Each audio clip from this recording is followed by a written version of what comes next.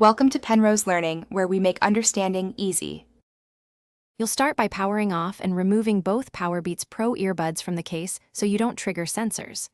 Once done, place them on a clean, well-lit surface and lay out a soft bristle brush, microfiber cloth, 70% isopropyl alcohol, cotton swabs, and a toothpick. Make sure the ear tips are removed and set aside in a small tray. You're preparing to remove debris and oils without forcing liquids into openings. Handle the stems gently to avoid stressing internal seals. You'll now clean the speaker meshes and port areas. First, use the soft brush to sweep loose earwax and dust away from the grills. Short strokes outward prevent pushing gunk deeper. Then lightly dampen a cotton swab with 70% isopropyl, no dripping, and wipe the mesh perimeter, stem joints, and sensor windows to dissolve oils. Use a toothpick for stubborn residue in seams, but work slowly to avoid scratching. Once done, let the earbuds dry fully on the cloth before reassembly, so moisture evaporates.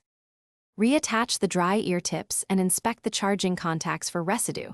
You want clean metal for reliable charging.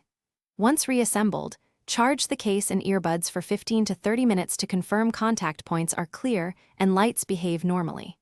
If one earbud remains quiet, unpair and reset the Powerbeats Pro, then repeat targeted cleaning of the grill and contact areas. If moisture or persistent problems occur, let them dry longer and avoid using excess liquid next time to prevent internal damage. Thanks for watching. If this was helpful, leave a like and consider subscribing. See you next time.